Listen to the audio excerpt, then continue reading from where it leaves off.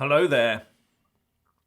The Chancellor, Philip Hammond, is set to make a speech at a CBI dinner tonight, where he is expected to say that supporters of a no-deal Brexit are trying to hijack the referendum result.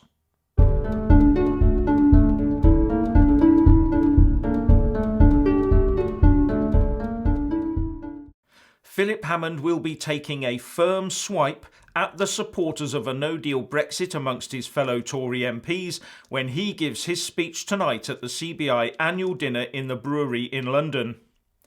In his speech, he is expected to warn that his party should not copy the populist right in claiming that a WTO Brexit was the only truly legitimate Brexit. He will also say that unless the Brexit issue is resolved soon, the UK could end up with a new PM leading the country towards what Hammond calls a damaging no-deal exit for ideological reasons.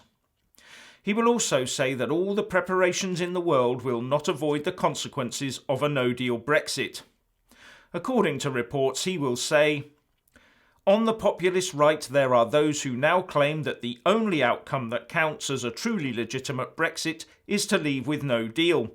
Let me remind them, the 2016 Leave campaign was clear that we would leave with a deal. So to advocate for no deal is to hijack the result of the referendum, and in doing so knowingly to inflict damage on our economy and our living standards."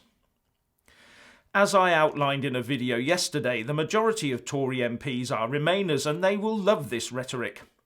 Hammond is doing his best to get a Remainer, probably him, into number 10, and we all know in which direction he would take the country, don't we? Moving on, after telling everyone he would vote for the Lib Dems in this Thursday's EU elections, arch-Tory Remainer Lord Heseltine has had the Conservative whip removed, says the BBC. And a Tory party spokesperson said, "As a result, the Chief Whip in the House of Lords has informed Lord Heseltine that he will have the Conservative whip suspended. This will be reviewed if he is willing to support Conservative candidates at future elections." But according to Jonathan Isaby writing in the Brexit Central, Lord Heseltine has not been thrown out of the party, despite earlier warnings that such action was incompatible with Tory party membership. They do need to keep every member they can, don't they? Now a few thoughts on British Steel. Much is being made of the Brexit angle, and some make it look like Brexit uncertainty has caused all the company's woes.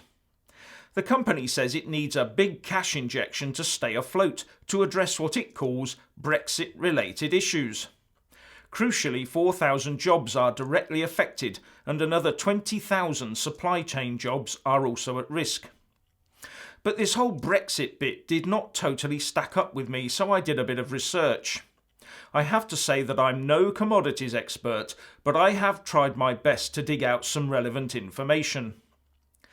Now, the connection with Brexit uncertainty is that last year the EU Commission temporarily suspended UK carbon credit processes ahead of Brexit. This led to British Steel having to buy these credits on the open markets, leading to a need for an emergency loan from the government. But the FT says that some are questioning the need for that emergency loan, as a huge investment package had already been put together for British Steel by its investors. And the FT also says that British Steel pushed ahead with investing £40 million in the French steel producer Ascoval at the same time as begging for a UK government bailout. However, there are also other factors at play here. There is a bit of a glut on the world steel markets, so prices are depressed, and the OECD points out that there are more steelworks planned across the globe and says that should these projects be realised, global steelmaking capacity could increase by 4 to 5% between 2019 and 2021 in the absence of closures. Then there's the raw materials involved. The UK imports the coal and the iron ore that is used to produce steel. The price of iron ore has increased worldwide by about 44% since the end of 2018 and, according to the Financial Review, prices could stay elevated well into next year. And some of this has been driven by a mining tragedy in Brazil, where a dam collapsed, killing 300 people and flooding an iron ore mine. This, says Patrick Cummins of the Financial Review, ultimately ripped 93 million tonnes from seaborne iron ore supply, or about 6% of the total market. Unsurprisingly, prices for the bulk commodity jumped above the $75 a tonne to above $90. But to offset some of this is the level of sterling, and on this the House of Commons Library briefing paper on the UK steel industry says, a lower pound makes steel made in the UK cheaper to foreign buyers, potentially boosting demand for UK steel. However, a lower pound makes imports more expensive, meaning imported coal and iron ore used in the production process in some of Tatar's UK operations will cost more. The higher cost of imports will also make imported steel more expensive to UK buyers, potentially lowering demand for foreign-made steel and increasing demand for steel made in the UK. But overall, it looks to me like a combination of increased raw materials prices, high UK energy prices, and low prices for goods produced, coupled with an unforeseen cost to purchase carbon credits to maintain operations, have all contributed.